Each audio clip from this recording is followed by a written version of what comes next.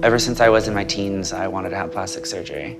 To me, it meant luxury, and it meant wealth, and that was something I wanted in my life.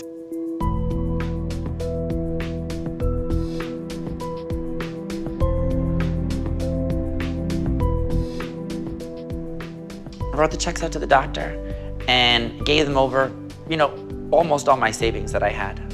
And I left thinking I was gonna feel depressed. And I got in the car and I felt really euphoric.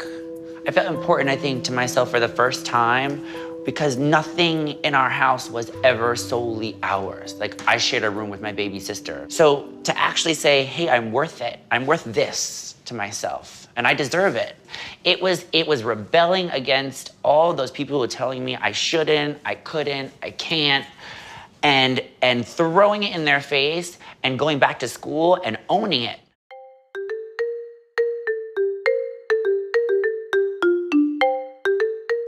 Most dramatic procedure is probably my pecs, I would think. Bicep implants, tricep implants.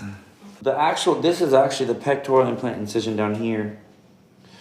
So it's tiny, you can't even see it. This one is a newer incision because we used it for the shoulder implants. So that's the same incision that they used to put in the anterior, the posterior, and then the lateral delt in the middle here.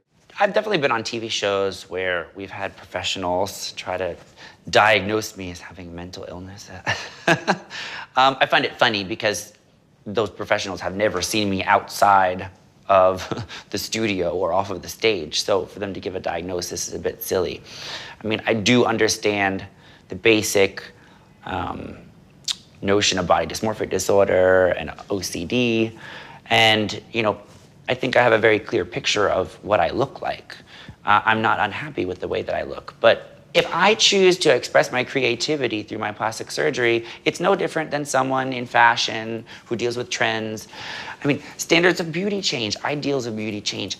I don't understand why people think you have to be committed to the human form and that you shouldn't be able to retain control to change it. These are the bicep implants that I made. So, I added a relief in them because every time they put an implant in my arm, it stuck out here on the corner. It was like a line, a line here. So I said, I'm just gonna make my own. So I took the design and I added a relief.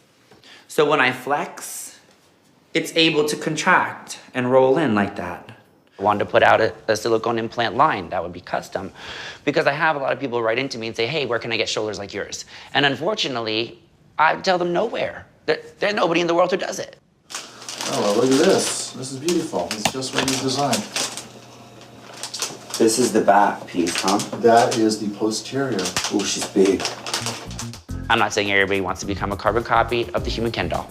I'm saying that piece by piece, the things I'm doing can be something that other people can benefit from. The most popular misconception of me is that I'm narcissistic, that I'm stuck up, that I think I'm perfect.